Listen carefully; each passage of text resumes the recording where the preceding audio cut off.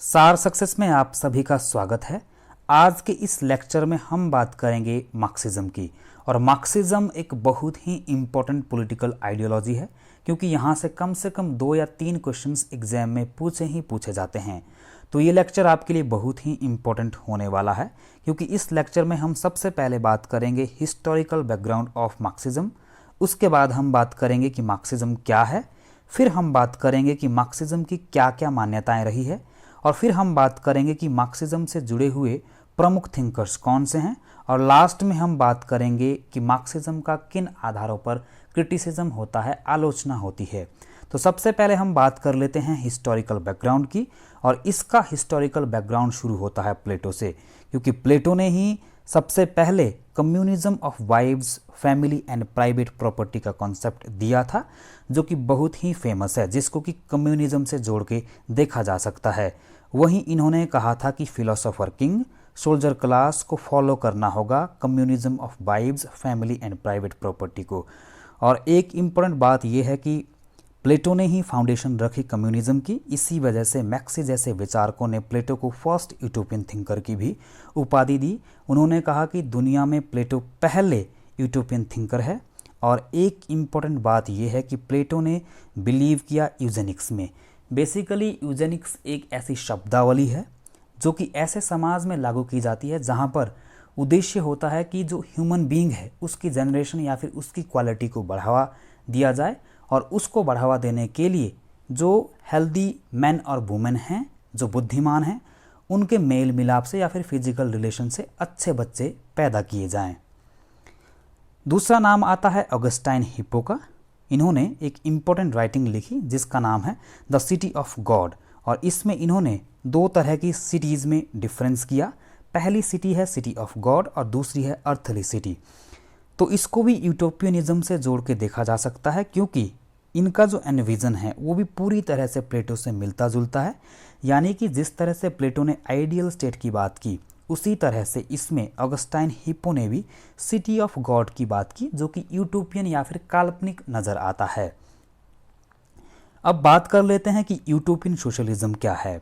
तो basically utopian जो socialism है उसकी नींव थॉमस मोरे ने डाली थी, जिनको कि फाउंडेशन ऑफ यूटोपियन सोशलिज्म के रूप में देखा जाता है।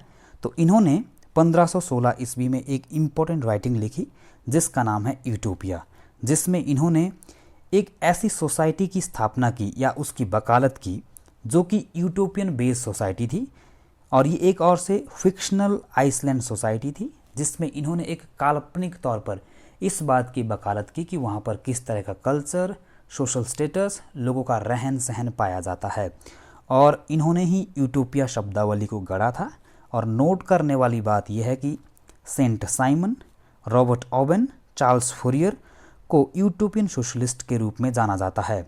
और यूटोपियन सोशलिस्ट इनको कहा है कार्ल मार्क्स ने। मार्क्स ने कहा कि इनके जो विचार है, अर्थात साइमन, ओवेन और फूरियर के जो विचार है वो साइंटिफिक नहीं है, काल्पनिक है, क्योंकि इन्होंने सोशलिज्म से संबंधित यूटोपियन विचार दिए, ऐसे विचार दिए जो वैज्ञानिक नहीं हैं। इसी वजह से कार्ल मार्क्स ने इनको यूटोपियन सोशलिस्ट कहा। अब होता क्या है कि 18th सेंचुरी में यूरोप में या फिर इंग्लैंड से शुरू होती है इंडस्ट्रियल रेवोल्यूशन। और वहाँ पे क्या होता है कि जैसे ही इंडस्ट्रियल रेवोल्यूशन शुरू होती है तो राइज ऑफ इनइक्वालिटी और एक्सप्लॉयटेशन शुरू हो जाता है इंडस्ट्रियल रेवोल्यूशन की वजह से।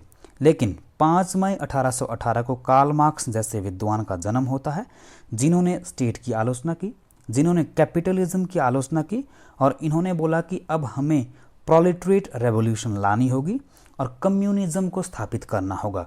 Communism stateless and classless society है, जिसकी वकालत मार्क्स ने की, और इसको साइंटिफिक सोशलिज्म भी कहा जाता है। वहीं दूसरी सबसे इम्पोर्टेंट बात यह है कि बाद में Frederick Engels, Karl Kautsky, Lenin, Rosa Luxemburg, Eduard Bernstein, Mao Zedong, Stalin, Nicos Poulantzas, Georg Plekhanov जैसे विचारकों ने या फिर बाद के जो मार्क्सिस्ट थिंकर रहे हैं, उन्होंने मार्क्सवाद की ट्रेडिशन को आगे बढ़ाया। यानी कि मार्क्स के जो भी विचार रहे हैं, थॉट्स रहे हैं, आइडियाज़ रहे हैं, उनको इन्होंने आगे बढ़ाया और मार्क्सिज्म को पूरी दुनिया में फैलाने की कोशिश की। मार्क्सिज्म बेसिकली 19th सेंचुरी एक फिलॉसफी है जो कि कार्ल मार्क्स की फिलॉसफी, आइडियाज़ और थॉट्स पर आधारित है, जिसमें कार्ल मार्क्स बात करते हैं क्लास स्ट्रगल की। कार्ल मार्क्स कहते हैं कि कैपिटलिस्ट क्लास और वर्किंग क्लास के बीच हमेशा से एक क्लास स्ट्रगल पाया जाता है। साथ में कार्ल मार्क्स ये भी इवेल्युएशन करते हैं, ये भी एनालाइज करते हैं कि कैपिटलिज्म का लेबर, प्रोडक्टिविटी और इकोनॉमिक डेवलपमेंट के ऊपर क्या असर पड़ता है। साथ में कार्ल मार्क्स वकालत करते हैं एक वर्कर्स रेवोल्यूशन की, अर्थात प्रोलेटरिएट रेवोल्यूशन की ये बात करते हैं, क्योंकि इनकी ये मान्यता रही है कि अगर हमें समाज से कैपिटलिज्म को पूरी तरह से ख़त्म करना है और कम्युनिज्म की स्थापना करनी है, अर्थात एक ऐसी सोसाइटी की स्थापना करनी है जहाँ पर ना स्टेट हो ना क्लास हो, तो उसके लिए हमें ज़रूरत पड़ेगी एक वर्कर्स रेवोल्यूशन या फिर प्रोलेटरिएट रेवोल्यूशन की। और एक इम्पॉर्टेंट बात यह है कि मार्क्स के जो थॉट्स है या फिर आइडियाज़ है उसको आगे विश्व में फैलाया एंजल्स ने, जो कि उनके मित्र रहे हैं, साथ में उनके जो एडहेरेंस है। और मार्क्सिज्म को जाना जाता है प्रोग्रेसिव आइडियोलॉजी और थ्योरी के रूप में। और नोट करने वाली बात यह है कि हालांकि मार्क्स ने ये कहा कि all I know is that I am not a Marxist, कि मैं ये सब जानता हूँ कि मैं मार्क्सवादी नहीं हूँ। अब हम बात कर लेते हैं कि मार्क्सिज्म की कौन कौन सी प्रमुख मान्यताएं रही है, कौन कौन सी विशेषताएं रही है। तो इनमें सबसे पहली विशेषता आती है criticism of the capitalism. Karl Marx और जितने भी मार्क्सिस्ट थिंक कर रहे हैं उन्होंने कैपिटलिज्म को सही नहीं बताया है। इन्होंने बोला कि कैपिटलिज्म की वजह से ही एक अनइक्वल सोसाइटी की स्थापना हो गई है, एक ऐसे समाज की स्थापना हो गई है जहाँ पर कैपिटलिस्ट लोग, वर्कर्स जो लोग हैं, उनका शोषण करते हैं। इसी वजह से इन्होंने क्रिटिसिज्म किया है कैपिटलिज्म का। दूसरी विशेषता है concept of revolution. Karl Marx कहते हैं कि विश्व इतिहास में दो प्रकार की क्रांतियाँ पाई जाती है, जिसमें पहली क्रांति है बर्जुआ रेवोल्यूशन, दूसरी है प्रोलेटरिएट। मार्क्स कहते हैं कि बर्जुआ रेवोल्यूशन को लाया जाता है कैपिटलिस्ट क्लास के लोगों के द्वारा, ताकि वे अपने हितों को बढ़ावा देकर मजदूरों का शोषण कर सके। वहीं दूसरी रेवोल्यूशन लाई जाती है प्रोलेटरिएट क्लास के द्वारा, यानी कि जो मजदूर वर्ग के लोग हैं उनके द्वारा। ये रेवोल्यूशन तब लाई जाती है जब शोषण की मात्रा बहुत अधिक बढ़ जाती है। तो ऐसी स्थिति में विश्व भर के जो मजदूर हैं वे इकट्ठे होकर प्रोलेटरिएट रेवोल्यूशन लाते हैं और पूंजीवाद को ख़त्म करके कम्युनिज्म को स्थापित कर देते हैं। तीसरी विशेषता है स्ट्रगल बिटवीन टू क्लासेस। एक इम्पोर्टेंट बात हमेशा से आपको याद रखनी है, मार्क्स कहते हैं कि दो क्लासेस हमेशा से विश्व इतिहास में रहती है, यानी कि इतिहास में पाई जाती है। पहली है बर्जुआ क्लास, दूसरी है प्रोलेटरिएट क्लास। मार्क्स फिर कहते हैं कि इन दोनों क्लासेस के बीच हमेशा से निरंतर संघर्ष चलता रहता है। और तीसरी बात मार्क्स कहते हैं कि बर्जुआ क्लास प्रोलेटरिएट क्लास का एक्सप्लॉयटेशन करता है, शोषण करता है। अगली विशेषता है theory of alienation. Karl Marx कहते हैं कि कैपिटलिस्ट क्लास के लोग मजदूरों का शोषण इतना ज़्यादा कर लेते हैं कि मजदूर वर्ग अपने आप से ही परायपन के शिकार हो जाते हैं। मार्क्स कहते हैं कि सबसे पहले वे उत्पादन के साधनों से परायपन के शिकार हो जाते हैं, फिर प्रकृति, उसके बाद परिवार और संपत्ति से, और उसके बाद वे खुद से भी परायपन के शिकार हो जाते हैं। अगली विशेषता है क्रिटिसिज्म ऑफ रिलीजन।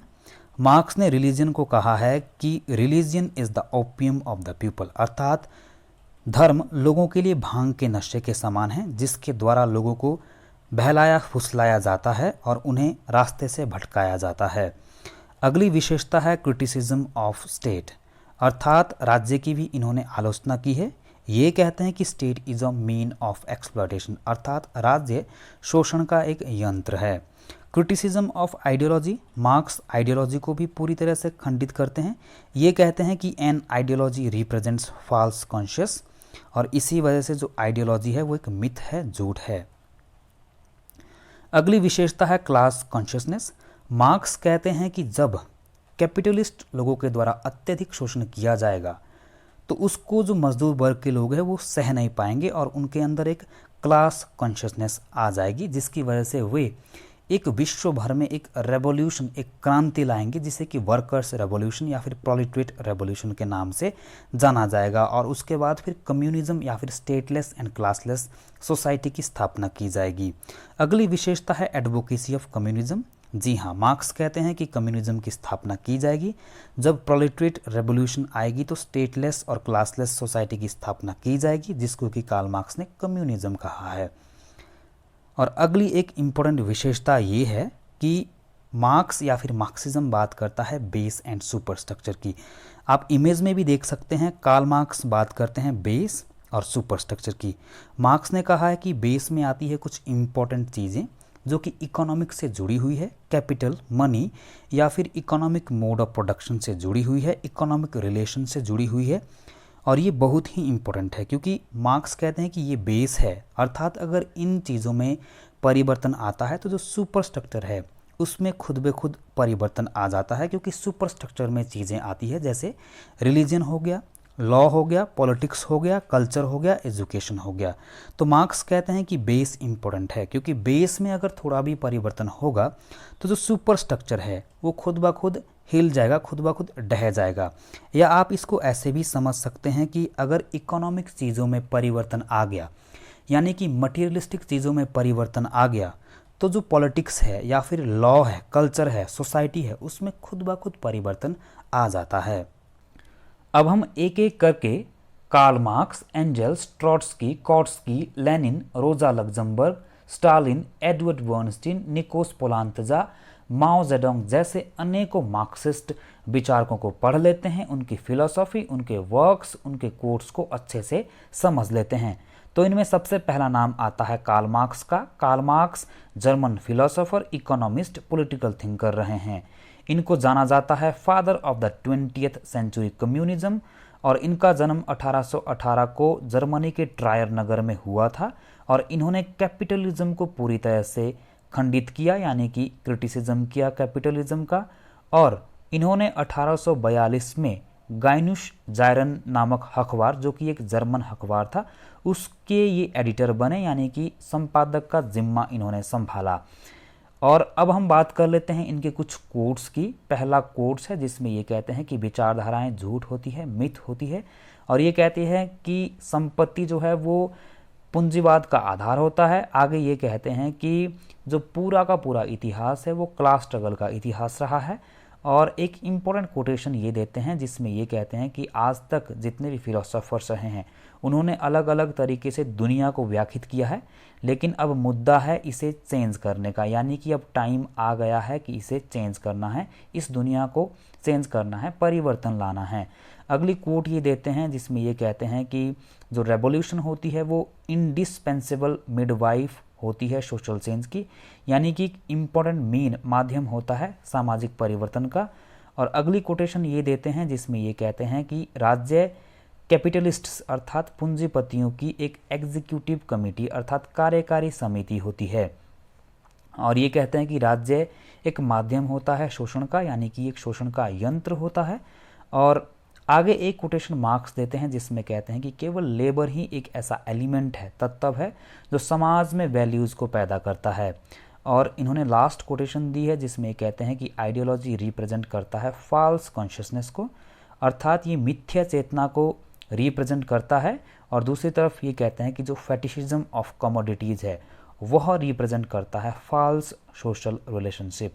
तो नोट करने वाली बात यह है कि जहाँ एक तरफ ये कहते हैं कि आइडियोलॉजी मिथ्या चेतना को बढ़ावा देता है, वहीं दूसरी तरफ ये कहते हैं कि जो फेटिशिज्म है यानी कि अंधभक्ति, वस्तुओं की जो अंधभक्ति है जिसे हम अंग्रेजी में कहते हैं फेटिशिज्म ऑफ कमोडिटीज़, वो रिप्रेजेंट करता है झूठे सामाजिक संबंधों को। कार्ल मार्क्स के सबसे प्रमुख नोशंस में पहला नोशन आता है यंग मार्क्स, और यंग मार्क्स कार्ल मार्क्स के अर्लियर थॉट्स हैं जो कि इनकी प्रमुख कृति economic and philosophic manuscript of 1844 में पाए जाते हैं। इसमें इन्होंने बात की थी human freedom, alienation, fetishism of commodities, concept of praxis. तो इन्हीं जितने भी कॉन्सेप्ट है इन्हीं सभी को यंग मार्क्स कहा जाता है, यानी कि इस कृति में जितने भी ये विचार पाए गए हैं उसको सामूहिक रूप से यंग मार्क्स कहा गया है। इनका दूसरा नोशन आता है डायलेक्टिकल मटीरियलिज्म, जिसको कि हिस्टोरिकल मटीरियलिज्म भी कहा जाता है। तो ये दो शब्दों के मेल से बना है, dialectical plus materialism. Dialectical word marks ने हिगल से ग्रहण किया था, हालांकि डायलेक्टिकल वर्ड उनसे पहले भी अर्थात हिगल से पहले भी सॉक्रेट और प्लेटो ने इसे यूज़ किया था, प्रयोग में लाया था। वहीं दूसरी तरफ मार्क्स ने मटीरियलिज्म शब्द को फायरवाहक से ग्रहण किया था। तो इस तरह से डायलेक्टिकल मटेरियलिज्म दो शब्दों का एक मेल है, जिसमें कार्ल मार्क्स कहते हैं कि जो मटेरियलिज्म है यानी कि जो भौतिक वस्तुएं हैं वे ही सृष्टि का सार है। जब भौतिक वस्तुओं में या फिर मटेरियलिज्म में चेंज आता है तो दुनिया में भी चेंज आता है। दूसरी तरफ हेगल कहते हैं कि आइडिया या फिर कॉन्शियसनेस ही सृष्टि का सार है, उन्हीं की वजह से ये सृष्टि चलायमान होती है। तो इसको एक और उदाहरण के द्वारा हम अच्छे से समझ सकते हैं, जो कि आपको इमेज में या फिर डायग्राम के रूप में दिखाई दे रहा है। तो कार्ल मार्क्स बात करते हैं डायलेक्टिक मटेरियलिज्म की, जिसमें ये बात करते हैं थीसिस, एंटीथीसिस एंड सिंथेसिस की।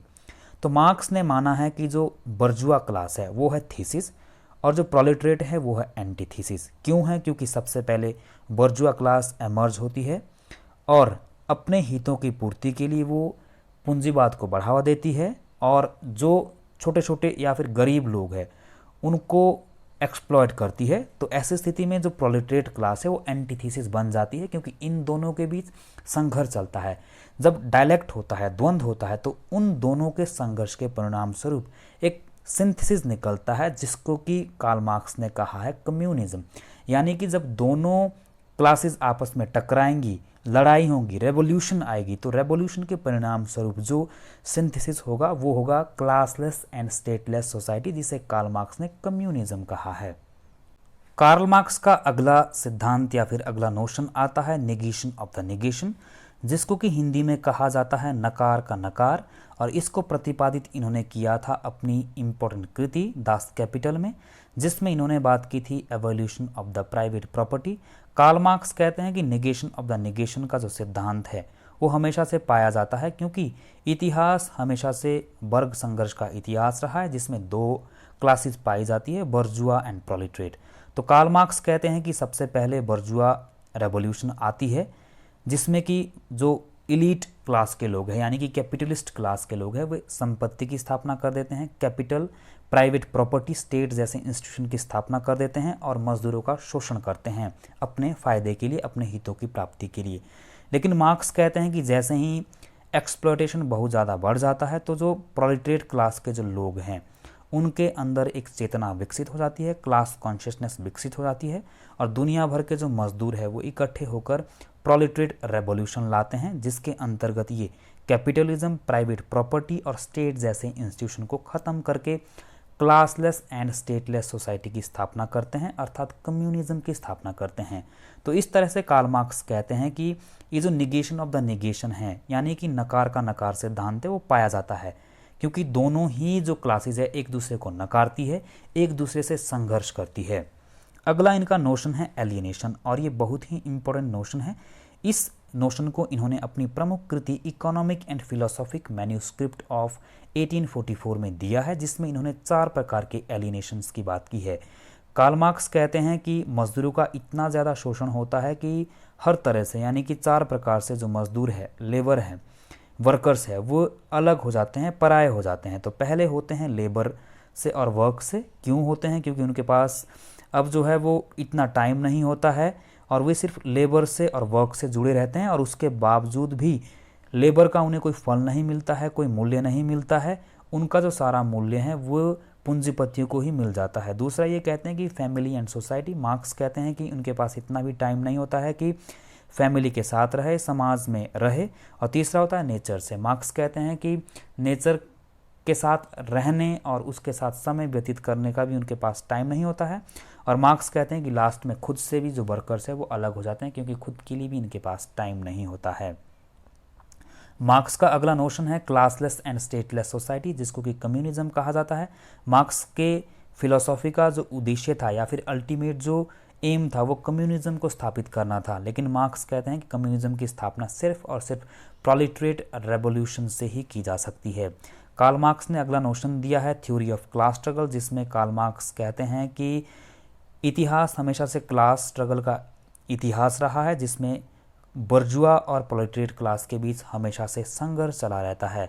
अगला इनका नोशन है थ्योरी ऑफ सरप्लस वैल्यू। तो कार्ल मार्क्स बेसिकली कहते हैं कि जो कैपिटलिस्ट क्लास है वे मजदूरों से एक्स्ट्रा काम करवाते हैं, एक्स्ट्रा घंटे काम करवाते हैं, और उसका जो वैल्यू है, मूल्य है, वो मजदूरों को दिया जाना चाहिए था, लेकिन वे मजदूरों को ना देकर, वर्कर्स को ना देकर अपने जेब में रखते हैं, जिसको कि कार्ल मार्क्स ने थ्योरी ऑफ सरप्लस वैल्यू कहा है।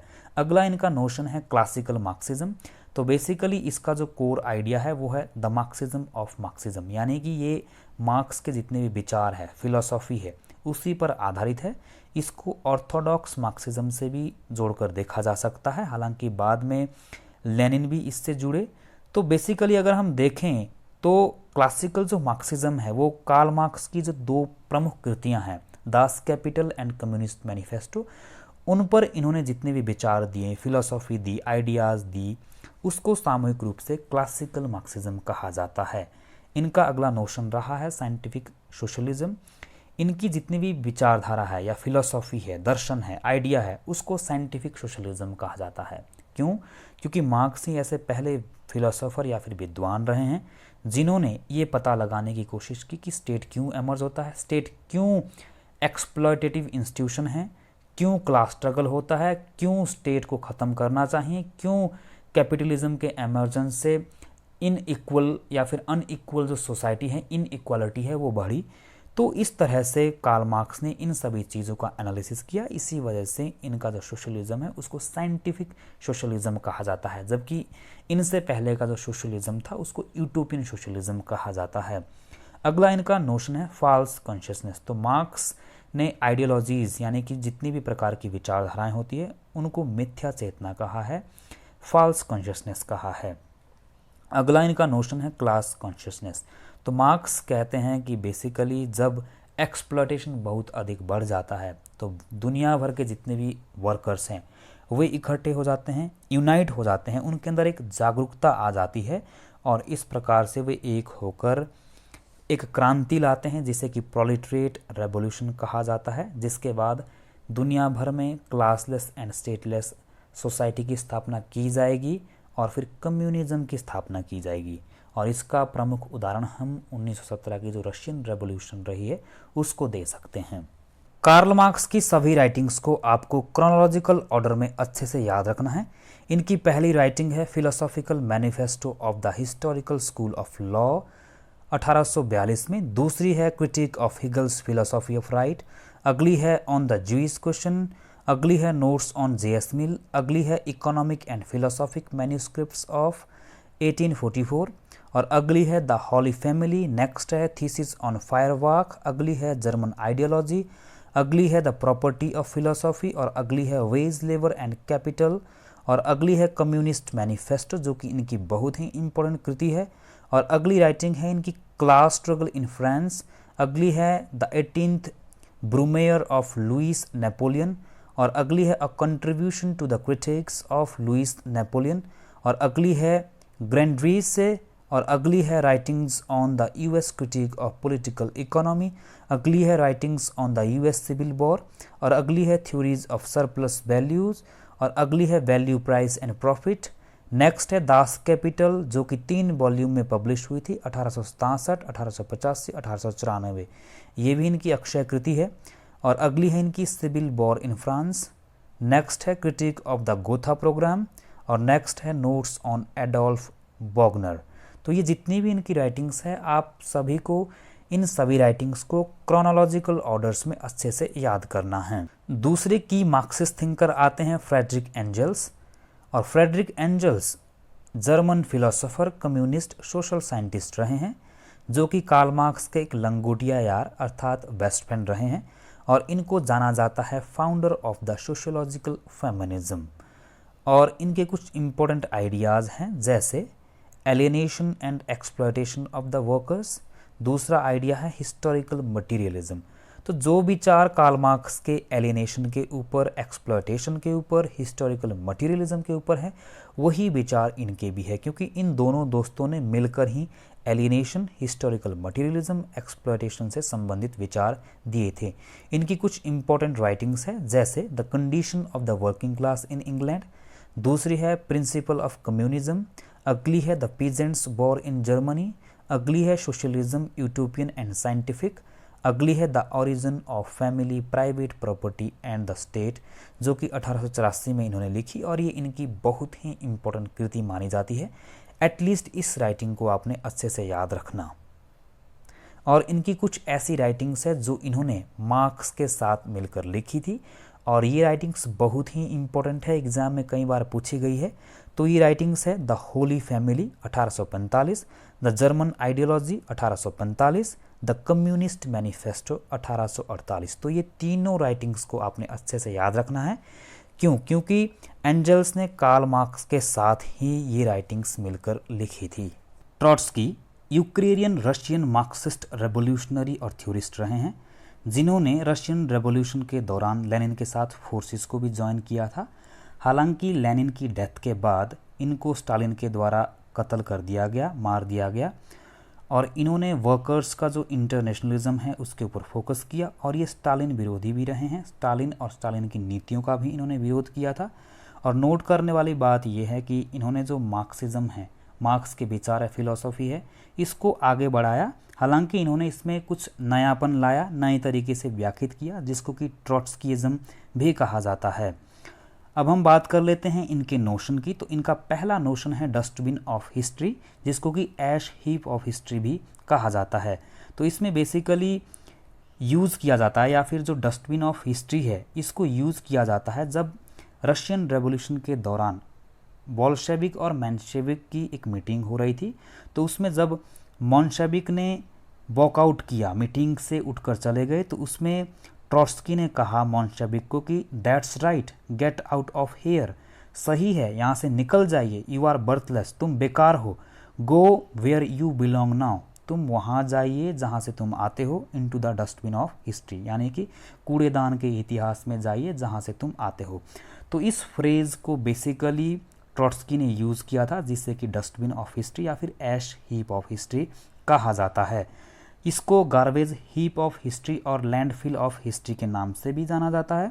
और पॉइंट शुड बी नोटेड कि इसके बाद जो रोनाल्ड रीगन हैं उन्होंने भी इस शब्दावली को यूज़ किया था, जिसके अंतर्गत इन्होंने कहा था कि सोवियत यूनियन, लेनिनिज्म, मार्क्सिज्म जो है वो ज़्यादा लंबे समय तक नहीं टिकेगा, इसका कोलैप्स हो जाएगा, लोग इनको भुला देंगे। और सबसे इम्पोर्टेंट बात ये है कि इससे पहले भी ऐश हीप ऑफ हिस्ट्री जैसे शब्दों का यूज़ किया जा चुका है। 14th सेंचुरी में पेट्रार्क जैसे विचारकों ने इसको यूज़ में लाया था जब वे रोम आए थे, और रोम को इन्होंने रबिश हीप ऑफ हिस्ट्री के रूप में बताया था या फिर देखा था। दूसरा इनका कॉन्सेप्ट है परमानेंट रेवोल्यूशन, जो कि बहुत ही इम्पोर्टेंट कॉन्सेप्ट है। इसमें ये बात करते हैं कि जो भी बैकवर्ड कंट्रीज़ है उनके लिए ज़रूरी नहीं है कि उसी रास्ते से होकर अपना विकास करे जिस रास्ते से होकर एडवांस्ड कंट्री ने किया है। अलग अलग कंट्रीज़ के अलग अलग तरीके होते हैं, अलग अलग उनका जो एक एनवायरनमेंट होता है उसी के हिसाब से उनको गुजरना चाहिए।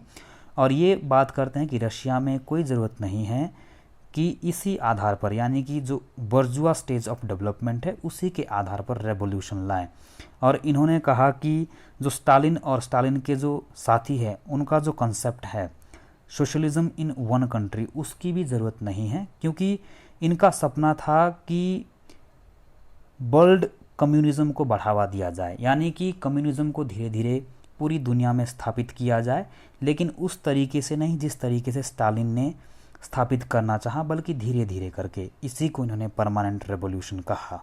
ट्रॉट्स्की ने कुछ इम्पोर्टेंट वर्क्स भी लिखे, जैसे history of the Russian revolution, the permanent revolution 1930, the revolution betrayed 1936, the transitional programme for socialist revolution 1938। तो ये इनकी कुछ इम्पोर्टेंट की राइटिंग्स हैं, इनको आपने अच्छे से याद रखना क्योंकि एग्ज़ाम की दृष्टि से बहुत ही इम्पोर्टेंट है। अब हम बात कर लेते हैं लेनिन की। तो Lenin Russian revolutionary politician and political theorist रहे हैं, और ये फॉर्मर जो सोवियत यूएसएसआर रहा है, सोवियत यूनियन रहा है, उसके प्रीमियर ये रहे हैं, यानी कि राष्ट्रपति ये रहे हैं। और इनका जो जन्म है वो रशिया में 1870 को होता है, 1924 में इनकी डेथ हो जाती है रशिया में। और सबसे बड़ी बात है कि इन्होंने फोकस किया था रूल ऑफ आइडियोलॉजी, जबकि मार्क्स ने पूरी तरह से नेग्लेक्ट किया था। तो यही मार्क्स और लेनिन में डिफरेंस भी आ जाता है। तो अब हम बात कर लेते हैं इनके कुछ इम्पोर्टेंट कंसेप्ट्स की। तो पहला जो कंसेप्ट है वो है वैनगार्ड ऑफ द प्रोलिटरेट। तो ये कहते हैं कि जो प्रोलिटरेट होते हैं, यानी कि सर्वहारा जो वर्कर्स क्लास होती है, उनको एक कवच की ज़रूरत होती है। और कवच कौन है? आइडियोलॉजी है, क्योंकि जिस तरह से कैपिटलिस्ट क्लास के पास भी एक आइडियोलॉजी होती है, उसी तरह से जो प्रोलेटरेट क्लास है उनके पास भी एक आइडियोलॉजी होनी चाहिए। दूसरा कॉन्सेप्ट है imperialism is the last stage of capitalism, जो इनकी एक राइटिंग भी रही है। इसमें ये कहते हैं कि जो इंपीरियलिज्म होता है यानी कि साम्राज्यवाद होता है, वो कैपिटलिज्म यानी कि पूंजीवाद का हाईएस्ट स्टेज होता है, उच्च स्तर होता है। और अगला कॉन्सेप्ट है डेमोक्रेटिक सेंट्रिसिज्म, यानी कि इन्होंने बात की थी कि डेमोक्रेसी तो होनी चाहिए, लेकिन इन्होंने ऐसी डेमोक्रेसी की बात की थी जो सेंट्रलिज्म हो, जहाँ पर सेंट्रलिज्म हो, यानी कि जहाँ पर जो सारी शक्तियाँ हैं, अथॉरिटी है, वो कम्युनिस्ट पार्टी के हाथों में केंद्रित हो, ऐसे लोकतंत्र की इन्होंने बात की थी। अगला नोशन है सोशलिस्टिक प्रोग्राम, तो इन्होंने कई तरह के सोशलिस्टिक प्रोग्राम भी चलाए ताकि समाजवाद को अधिक से अधिक बढ़ावा दिया जा सके। और इन्होंने बात की वन पार्टी कम्युनिस्ट स्टेट, इन्होंने कहा कि हर तरह के जितने भी कम्युनिस्ट स्टेट है वहाँ पर एक ही पार्टी होगी, यानी कि कम्युनिस्ट पार्टी होगी, उसी की ही अथॉरिटी होगी और उसी की ही आइडियोलॉजी होगी, जो कि प्रोलेटरेट क्लास यानी कि जो वर्कर्स हैं उनके हित के लिए काम करेगी। और अगला नोशन है इनका वैनगार्ड ऑफ द प्रोफेशनल रेवोल्यूशनिस्ट्स, तो इसमें ये बात करते हैं कि जो व्यवसायिक क्रांतिकारी होते हैं उनको भी जो है वो क्रांति में महत्वपूर्ण भूमिका निभाने का मौका दिया जाना चाहिए। ऐसा क्यों? ऐसा इसलिए है क्योंकि वे प्रोफेशनल होते हैं, वे जहां क्रांति को लाने में मदद करते हैं वहीं वे दूसरी तरफ लोगों को जागरूक करने में भी मदद करते हैं। अब हम बात कर लेते हैं लेनिन के कुछ इंपॉर्टेंट वर्क्स की। तो लेनिन का पहला वर्क है द डेवलपमेंट ऑफ कैपिटलिज्म, दूसरा है व्हाट टू बी डन, तीसरा है one step forward two step back, चौथा है two tactics of social democracy in the revolution, next है materialism and empirio criticism, next है the right of nations to self discrimination, अगला है the April thesis, next है the state and revolution, next है imperialism is the highest stage of capitalism, और next है left wing communism and infantile disorder. अब हम बात कर लेते हैं लेनिन के कुछ कोट्स की। तो पहला कोट है without doubt ideology is the expression of class interest, तो ये कहते हैं कि बिना किसी शंका के जो विचारधारा होती है वो क्लास इंटरेस्ट की एक्सप्रेशन होती है, अभिव्यक्ति होती है। अगली कोटेशन ये देते हैं कि imperialism is the highest stage of capitalism, अगली कोटेशन ये देते हैं communist ideology is very essential to do fight with capitalist ideology. तो ये कहते हैं कि जिस तरह से कैपिटलिस्ट क्लास के पास एक आइडियोलॉजी होती है, उसी तरह से जो प्रोलेटरेट क्लास है उनके पास भी एक आइडियोलॉजी होनी चाहिए, और उस आइडियोलॉजी को कहा जाता है कम्युनिस्ट आइडियोलॉजी। और ये आइडियोलॉजी फाइट करेगी कैपिटलिस्ट आइडियोलॉजी के साथ। अगला इनका कोट है imperialism is the enemy of socialism, ये कहते हैं कि जो साम्राज्यवाद होता है वो समाजवाद का दुश्मन होता है। और सबसे इम्पोर्टेंट जो नोशन इनका रहा है वो है सोशलिज्म में इन्होंने कहा कि from each according to his ability, यानी कि सोशलिज्म में सभी को उनकी योग्यता के अनुसार और सभी को उनके काम के अनुसार मिलता है, परंतु जब कम्युनिज्म की हम बात करते हैं तो लेनिन कहते हैं कि सभी को उनकी योग्यता के अनुसार मिलता है और सभी को उनकी नीड के अनुसार यानी कि ज़रूरत के हिसाब से मिलता है। तो ये डिफरेंस है, क्योंकि सोशलिज्म में मिलता है एबिलिटी और काम के अनुसार, लेकिन कम्युनिज्म में सभी को मिलता है एबिलिटी और ज़रूरत के हिसाब से, नीड के हिसाब से। कार्ल कौट्स्की का जन्म होता है 1854 को जैक में, वहीं इनकी डेथ होती है 1938 को नीदरलैंड में। और ये जैक ऑस्ट्रियन फिलोसोफर रहे हैं, मार्क्सिस्ट थ्योरिस्ट रहे हैं। और सबसे बड़ी बात यह है कि कार्ल मार्क्स और एंजल्स की डेथ होने के बाद इनको ऑर्थोडॉक्स कम्युनिज्म या फिर मार्क्सिज्म के मोस्ट अथॉरिटेटिव थिंकर्स के रूप में जाना जाता है।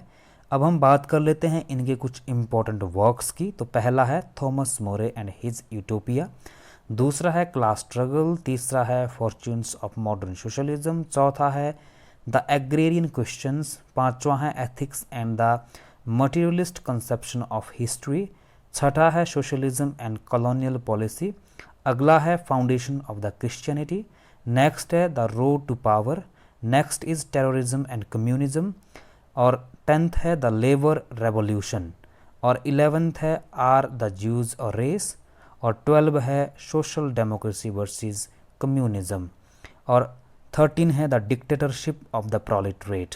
तो ये हैं इनके इम्पोर्टेंट वर्क्स। हो सके तो इसको क्रोनोलॉजिकल ऑर्डर में अच्छे से याद करना। अब हम बात कर लेते हैं इनके कुछ इम्पोर्टेंट नोटेबल आइडियाज़ की। पहला है इवोल्यूशनरी एपिस्टेमोलॉजी। इसमें ये बात करते हैं कि किस तरह से ह्यूमन बीइंग का इवोल्यूशन होता है, मॉडर्नाइजेशन और कैपिटलिज्म का एमर्जेंस होता है, और किस तरह से समाज में नॉलेज की ग्रोथ होती है। वहीं दूसरा है सोशल इंस्टिंक्ट। सोशल इंस्टिंक्ट में ये बात करते हैं कि किस तरह से मोरालिटी का इवोल्यूशन होता है, ह्यूमन बिहेवियर और कल्चर का इवोल्यूशन होता है। वहीं एक इम्पोर्टेंट टर्म ये कॉइन करते हैं जिसका नाम है हाइपर रियलिज्म। इसको ये 1914 में गढ़ते हैं, जिसमें ये बात करते हैं कि जो देश है इंटरनेशनल रिलेशन में या स्टेट्स है, उनके बीच जो आर्थिक हित है उसके गेन करने के लिए, उसकी प्राप्ति के लिए उनके बीच होड़ लगेगी, जो कि इंपीरियलिज्म का भी एक बाप होगा, मतलब हाइपर इंपीरियलिज्म होगा, जो कि बहुत ही खतरनाक होगा, जो कि इंपीरियलिज्म से भी उच्च कोटि का होगा, जिसको इन्होंने हाइपर इंपीरियलिज्म कहा। वहीं अगला इनका कॉन्सेप्ट है कोलैप्स ऑफ कैपिटलिज्म। इन्होंने कहा कि जिस तेज़ी से कैपिटलिज्म बढ़ रहा है वो धीरे धीरे खुद ही कोलैप्स हो जाएगा उसका, यानी कि कैपिटलिज्म के कोलैप्स के लिए प्रोलेटरेट रेवोल्यूशन को लाने की ज़रूरत नहीं है। अगला कॉन्सेप्ट है क्लास कॉन्फ्लिक्ट। इन्होंने कहा कि क्लास में हमेशा से कॉन्फ्लिक्ट होते रहेंगे और उसी की वजह से जो कैपिटलिज्म है उसका भी खंडन होगा। वहीं इनका एक इम्पॉर्टेंट कॉन्सेप्ट रहा है focus on parliamentary road to socialism. तो इन्होंने कहा कि अगर सोशलिज्म को स्थापित करना है तो हमें पार्लियामेंट्री का जो रास्ता है, यानी कि संसदीय रास्ता है जिसमें लोकतंत्र, समानता, इक्वालिटी, न्याय जैसे तत्वों को अपनाना होगा। और इन्होंने जो रेवोल्यूशनरी रोड टू सोशलिज्म रहा है, जो मार्क्स का आइडिया रहा है, उसको पूरी तरह से इन्होंने रिजेक्ट किया। और अगला इनका कॉन्सेप्ट रहा है कि जो डिक्टेटरशिप ऑफ द प्रोलेटरेट है उसकी इन्होंने आलोचना की और इन्होंने सपोर्ट किया पार्लियामेंट्री डेमोक्रेसी, क्योंकि इनकी ये मान्यता रही है कि हम पार्लियामेंट्री जो रोड है, यानी कि पार्लियामेंट्री जो तरीके हैं, उसकी मदद से ही अगर हम सोशलिज्म की स्थापना करेंगे तो वो अधिक लंबा चलेगा, रेवोल्यूशनरी सोशलिज्म अधिक लंबा नहीं चलेगा। रोजा लग्जमबर्ग पोलिश रेवोल्यूशनर थ्योरिस्ट रही है, पॉलिटिकल थ्योरिस्ट रही है और लिबर्टेरियन मार्क्सिस्ट रही है। और 28 की उम्र में वे न्यूट्रलाइज जर्मन सिटीजन बन जाती है। और इनके कुछ इंपॉर्टेंट आइडियाज़ रहे हैं, जैसे पहला है criticism of any type of nationalism. ये कोई भी या किसी भी तरह का, चाहे यूरोपियन हो चाहे नॉन यूरोपियन नेशनलिज्म हो, उसका ये पूरी तरह से खंडन करती है। वहीं इन्होंने बात की बिल ऑफ द पीपल। और अगला इनका कॉन्सेप्ट है जो बहुत ही इंपॉर्टेंट है, पिरामिड ऑफ पावर, जिसमें ये बात करती है कि यूएसएसआर में जो ब्यूरोक्रेसी है वो अधिक से अधिक पावरफुल हो रही है, यानी कि सारी शक्ति, सारी अथॉरिटी यूएसएसआर में ब्यूरोक्रेसी के पास जा रही है। इनके कुछ इंपॉर्टेंट वर्क्स हैं, जैसे social reforms and revolution, the mass strike, the political party and the trade union, the accumulation of capital, बहुत ही इंपॉर्टेंट राइटिंग है। अगली है the crisis in the German social democracy. और अगली इंपॉर्टेंट राइटिंग है socialism and बार्बेरिज्म, जो कि 1916 में इन्होंने लिखी।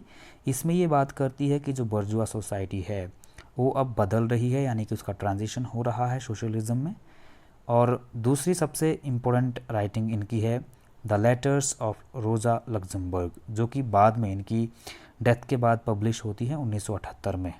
माओ जेडोंग चाइनीज़ कम्युनिस्ट रेवोल्यूशनरी रहे हैं, former chairman of the People's Republic of China रहे हैं। और नोट करने वाली बात यह है कि पीपल्स रिपब्लिक ऑफ चाइना, जो कि 1949 में लाल क्रांति के बाद बना था, उसके ये फाउंडिंग फादर रहे हैं। इन्होंने कुछ इम्पोर्टेंट कोटेशंस दी, जिनमें पहली है, ये कहते हैं कि शक्ति बंदूक की नली से निकलती है। और दूसरी कोटेशन ये देते हैं, बेसिकली ये एक इनका आइडिया रहा है, इनका स्लोगन रहा है, जिसमें ये कहते हैं कि हमें 3 साल के लिए हार्डवर्क करना है और अगर हम ऐसा करते हैं तो आने वाले जो 10,000 साल होंगे वो हमारी खुशहाली के होंगे। और इन्होंने कहा कि रेवोल्यूशन कोई डिनर पार्टी नहीं होती है। इनके कुछ इम्पोर्टेंट आइडियाज़ रहे हैं, जिनमें पहला है cultural revolution. Cultural revolution basically China में इन्होंने 1966 से लेकर 1977 में शुरू की थी। ये एक बेसिकली सोशियो पॉलिटिकल मूवमेंट था जिसे सामूहिक रूप में कल्चरल रेवोल्यूशन कहा गया, और इसका जो गोल था वो था प्रिजर्वेशन ऑफ चाइनीज़ कम्युनिज्म। दूसरा इनका जो इम्पोर्टेंट कॉन्सेप्ट रहा वो है लॉ ऑफ कॉन्ट्राडिक्शन। ये इन्होंने अपनी इम्पोर्टेंट कृति ऑन कॉन्ट्राडिक्शन में दिया था, जिसमें ये कहते हैं कि चाहे हमारी लाइफ हो या स्टेट में कोई घटना होती हो या हमारी लाइफ से कोई जुड़ा हुआ इंसिडेंट होता है, वो कॉन्ट्राडिक्शन का परिणाम होता है। उदाहरण के लिए अगर हम कम्युनिज्म की बात करें तो कम्युनिज्म जो स्थापित हुआ वो तभी हुआ जब दो क्लासेस के बीच कॉन्ट्राडिक्शन हुआ, दो क्लासेस आपस में संघर्ष करती रही। तो ये कहते हैं कि कोई भी घटना, इंसिडेंट या फिर लाइफ कॉन्ट्राडिक्शन का परिणाम होता है। अगली नोशन या फिर अगली आइडिया ये देते हैं डॉक्ट्रिन ऑफ पार्लियामेंट्री रेवोल्यूशन, जिसमें ये बात करते हैं कि अगर हमें सोशलिज्म को स्थापित करना है पूरी दुनिया में तो हमें पार्लियामेंट्री रेवोल्यूशन लानी होगी, यानी कि जो पार्लियामेंट्री टूल्स मीन्स होते हैं उन्हें यूज़ में लाना होगा, ना कि हमें जो ब्लडी रेवोल्यूशन होती है उसे हमें यूज़ करना होगा, जैसे कि कार्ल मार्क्स ने बात की थी। अगला नोशन है इंटेलेक्चुअल लेबर, जिसमें ये बात करते हैं कि हमें इंटेलेक्चुअल लेबर पे भी फोकस करना होगा। अब हमें अगर चाइना को उठाना है, चाइना को एक महाशक्ति बनाना है, सुपर पावर बनाना है, तो इंटेलेक्चुअल लेबर पर भी फोकस करना होगा, यानी कि दिमाग से जो काम होता है, दिमाग का जो श्रम होता है, दिमाग से जो काम किया जाता है उसको इंटेलेक्चुअल लेबर कहा जाता है। और इनका अगला प्रोग्राम कह सकते हैं या फिर आइडिया कह सकते हैं, लेट 100 फ्लावर्स ब्लूसम। इसमें बेसिकली ये जो एक कैंपेन था या स्लोगन इन्होंने दिया जो 1956 से लेकर 57 तक रहा, इसमें बेसिकली इनका ये टारगेट था कि जितने भी चाइना में इंटेलेक्चुअल्स हैं उनको इकट्ठा करना और डिबेट करवाना उनसे और क्रिटिक करना पॉलिटिकल सिस्टम की। अब हम बात कर लेते हैं माओ के कुछ इंपॉर्टेंट वर्क्स की। तो इनमें पहला आता है पीपल्स वॉर 1928 में। बेसिकली ये जो आधारित था वो था माओस्ट जो मिलिट्री स्ट्रेटेजी है उस पर ये आधारित था। अगला है ऑन कॉन्ट्राडिक्शन 1937, और इसमें इन्होंने लॉ ऑफ कॉन्ट्राडिक्शन का नियम दिया था जिसकी बात मैंने अभी की थी थोड़ी देर पहले। और इनकी अगली राइटिंग रही है on practice and contradiction 1937, on guerrilla warfare. अगला है ऑन पीपल्स डेमोक्रेटिक रूल। अगला है ऑन प्रैक्टिकल वॉर, और नेक्स्ट है न्यू डेमोक्रेसी 1967, और अगला है critique of Soviet economy 1967। Edward Bernstein का जन्म होता है 1850 को जर्मनी के बर्लिन में, और उनकी डेथ होती है 1932 को बर्लिन में। ये प्रशियन जो कि अब जर्मनी कहा जाता है उसके मार्क्सिस्ट फिलोसोफर और पॉलिटिशियन रहे हैं। और सबसे बड़ी बात यह है कि मार्क्स और एंजल्स के ये काफ़ी करीबी दोस्त रहे हैं, और इन्होंने जो मार्क्स का नोशन है मटेरियलिस्टिक थ्योरी ऑफ हिस्ट्री उसको चेंज किया, इसी वजह से इनको रिविजनिस्ट भी कहा जाता है। तो इनके कुछ इंपॉर्टेंट आइडियाज़ रहे हैं जिनमें पहला आता है सोशल डेमोक्रेसी की। ये बात करते हैं सोशल डेमोक्रेसी की, ये बोलते हैं कि अगर हमें सोशलिज्म को एस्टैब्लिश करना है तो सोशलिज्म को बढ़ावा देना है तो सोशल डेमोक्रेसी को स्थापित करना होगा, यानी कि हमें डेमोक्रेटिक और सोशल के जो दोनों वैल्यूज़ होते हैं, नॉर्म्स होते हैं, उसको स्थापित करना होगा। उसी वजह से हम सोशलिज्म को कायम कर सकते हैं, ना कि रेवोल्यूशनरी तरीके से। और दूसरी ये बात करते हैं रिविजनिज्म की, क्योंकि इन्होंने रिवीजन की मार्क्स का जो हिस्टोरिकल थ्योरी है या फिर मटेरियलिस्टिक थ्योरी ऑफ हिस्ट्री है उसमें इन्होंने रिवीजन किया।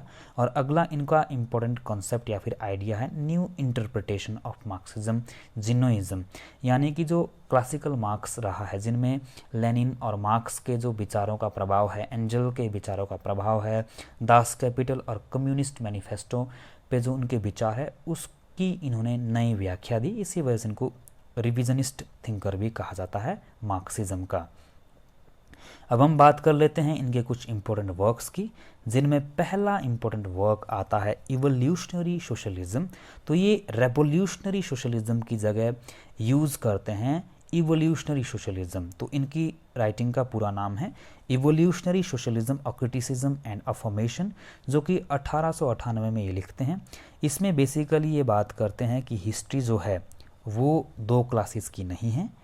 ये बोलते हैं कि जिस तरह से मार्क्स ने वकालत की कि हिस्ट्री तो सिर्फ जो दो वर्गों के बीच क्लास स्ट्रगल रहा है उसकी ही उपज है, तो ये इस मान्यता को बिल्कुल रिजेक्ट कर देते हैं और ये कहते हैं कि क्लास स्ट्रगल जो है वो लंबे समय तक जीवित नहीं रहेगा, इफ़ेक्टिव नहीं रहेगा। क्यों? क्योंकि जो मिडिल क्लास है वो इंक्रीजिंग हो रही है। ये बहुत ही महत्वपूर्ण बात है, इसको अच्छे से याद रखना। और दूसरी बड़ी बात यह है कि इस सेमिनल वर्क में ये बात करते हैं कि जो फोर्सेबल रेवोल्यूशन होती है, यानी कि रेवोल्यूशनरी जो होता है, रेवोल्यूशन जो होती है जिसमें ब्लड होता है, उसका ये खंडन करते हैं और साथ में ये खंडन करते हैं डिक्टेटरशिप ऑफ द प्रोलेटरेट। और इन्होंने इसी में बात की सोशल डेमोक्रेसी की। और अगला इनका इम्पोर्टेंट वर्क है pre conditions of the socialism, और नेक्स्ट वर्क है इनका क्रॉमवेल एंड कम्युनिज्म 1930 में। अब हम बात कर लेते हैं निकोस पोलांतजा की।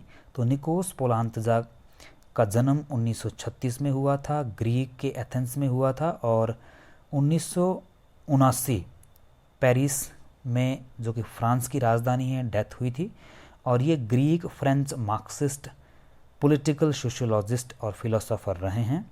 और सबसे बड़ी बात यह है कि इन्होंने एक इम्पोर्टेंट आइडिया दिया जिसको कि the relative autonomy of the state कहा जाता है, जिसमें इन्होंने बात की कि जो राज्य है वो स्वायत्त होना चाहिए, ऑटोनॉमस होना चाहिए रूलिंग क्लास। यानी कि अब जो रूलिंग क्लास है उसी का बोलबाला, उसी का वर्चस्व राज्य पे नहीं होना चाहिए, बल्कि वो रूलिंग क्लास से ऑटोनॉमस होता है और होना चाहिए। और ये जो नोशन है ये आधारित है स्ट्रक्चरल पोजीशन पर। इन्होंने जो है रॉल्फ मिलीबैंड का जो आइडिया है या मॉडल है इंस्ट्रूमेंटलिस्ट का, उसको भी इन्होंने पूरी तरह से इसमें क्रिटिसाइज़ किया। अब हम बात कर लेते हैं इनके कुछ इम्पोर्टेंट वर्क्स की। तो पहला वर्क है political power and social classes 1968 में। अगला है fascism and dictatorship, the third internationalism and the problem of fascism. अगला है क्लास इन कॉन्टेम्प्रेरी कैपिटलिज्म, और अगला है द क्राइसिस ऑफ डिक्टेटरशिप। अगला है स्टेट पावर एंड सोशलिज्म। पोलांतजा एक इम्पॉर्टेंट आइडिया या फिर नोशन देते हैं जिसे कहा जाता है relative autonomy of the state from the capitalist class. इसके अंतर्गत ये कहते हैं कि जो राज्य होता है वो सापेक्षता स्वायत्त होता है कैपिटलिस्ट क्लास से, यानी कि राज्य एक उपकरण या फिर इंस्ट्रूमेंट नहीं होता है कैपिटलिस्ट क्लास का। और इसी आधार पे जितने भी इंस्ट्रूमेंटलिस्टिक मार्क्सिस्ट रहे हैं जैसे रॉल्फ मिलीबैंड हैं, उनको ये पूरी तरह से क्रिटिसाइज़ करते हैं, क्योंकि रॉल्फ मिलीबैंड ने अपनी प्रसिद्ध कृति the state in capitalist democracy में यह कहा था कि जो राज्य होता है वो कैपिटलिस्ट एंटिटी होती है, यानी कि जो कैपिटलिस्ट क्लास है उनके हाथों में एक इकाई या फिर उपकरण के रूप में होती है जो कि कैपिटलिस्ट मोड ऑफ प्रोडक्शन को बढ़ावा देता है और जो वर्कर्स होते हैं उनका शोषण करता है। लेकिन इस मान्यता को पूरी तरह से निकोस पोलांतजा ने खंडित किया, जिसे कि the relative autonomy of the state from the capitalist class कहा जाता है। ये कॉन्सेप्ट एग्जाम की दृष्टि से बहुत इंपॉर्टेंट है, इसीलिए इसको अच्छे से याद रखना। स्टालिन का जन्म होता है 1878 को जॉर्जिया गोरी में। वहीं इनकी डेथ होती है 1953 को कुंस्तेवा ढक्का में। और ये जॉर्जियन रेवोल्यूशनरी रहे हैं, सोवियत पॉलिटिशियन रहे हैं जिन्होंने सोवियत यूनियन को 1925 से लेकर 1953 तक रूल किया। वहीं ये कम्युनिस्ट पार्टी के जनरल सेक्रेटरी के रूप में भी रहे हैं। और सबसे बड़ी बात यह है कि ये सोवियत यूनियन के प्रीमायर भी रहे हैं। अब बात कर लेते हैं इनके कुछ इम्पोर्टेंट वर्क्स की। तो इनका पहला वर्क है Marxism and the national question. दूसरा है फाउंडेशंस ऑफ लेनिनिज्म। अगला है द रोड टू पावर। अगला है dialectical and historical materialism. Next is economic problems of socialism in the USSR. अब हम बात कर लेते हैं जॉर्ज प्लेखनोव की। जॉर्ज प्लेखनोव का जन्म रशिया में होता है 1856 में। इनकी डेथ भी 1918 को रशिया में ही होती है। और ये रशियन रेवोल्यूशनरी रहे हैं और ये फिलोसोफर, मार्क्सिस्ट एंड थ्योरेटिशियन रहे हैं। अगर हम बात करें तो ये फाउंडर रहे हैं सोशियो डेमोक्रेटिक मूवमेंट जो कि रशिया में हुआ था। और सबसे इम्पोर्टेंट बात यह है कि ये ऐसे पहले व्यक्ति रहे हैं जिन्होंने रशिया के पहले मार्क्सिस्ट के रूप में खुद को आइडेंटिफाइड किया था। अब हम बात कर लेते हैं इनके कुछ इम्पोर्टेंट वर्क्स की। तो पहला वर्क है एनार्किज्म एंड सोशलिज्म। दूसरा है द बर्जुआजीज रेवोल्यूशन। अगला है the development of the monist view of history. अगला है the role of individual in history. Next is utopian socialism of the 19th century. और next is the materialist concept of history.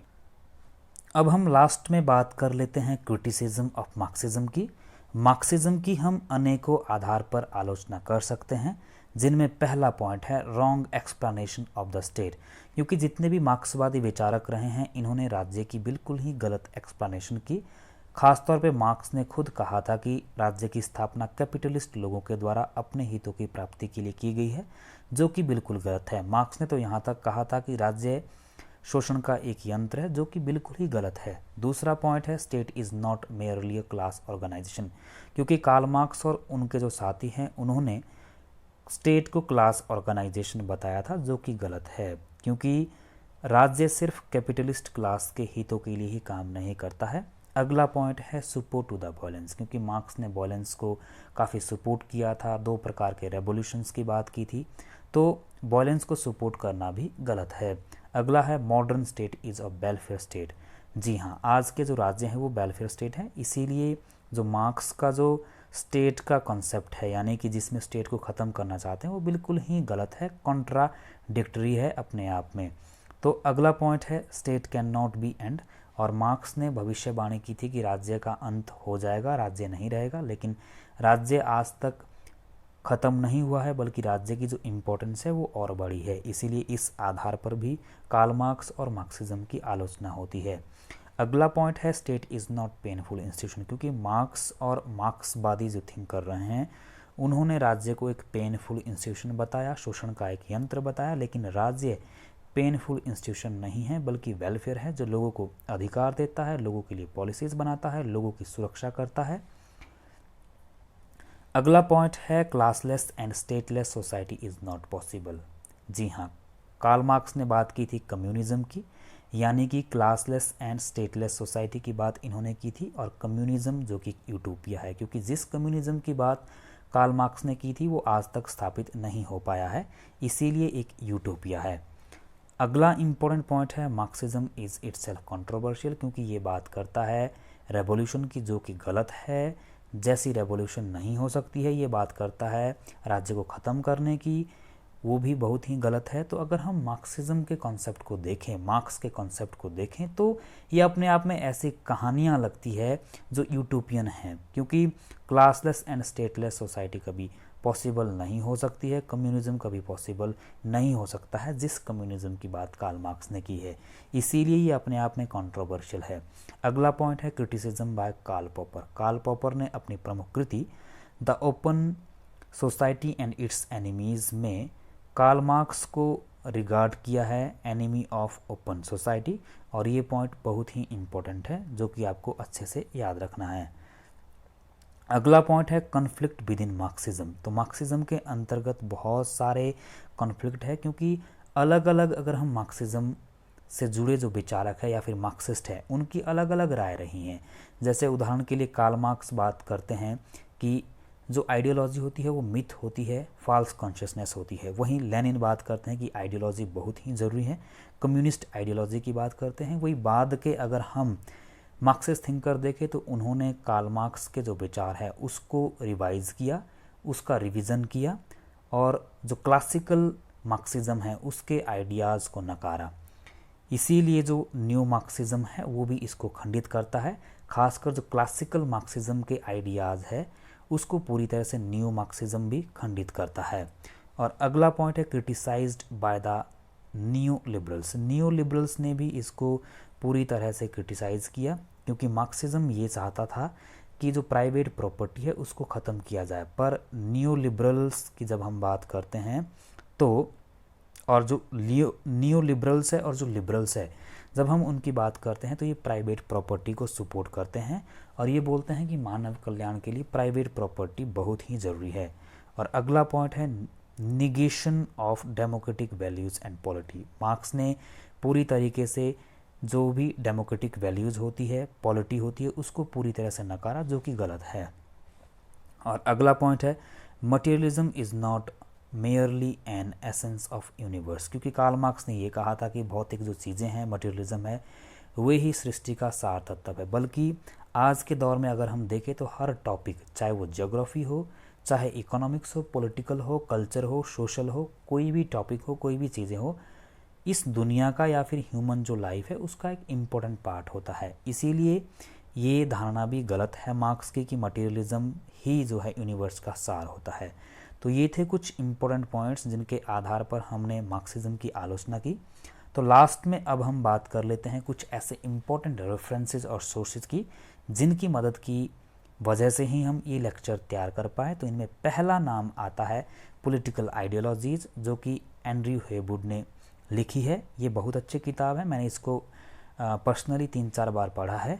अगला जो book है वो आता है an introduction to political theory, ओपिगावा के द्वारा लिखी गई है। ये भी अच्छी किताब है, इसमें भी काफ़ी हेल्प आपको मिल जाएगी।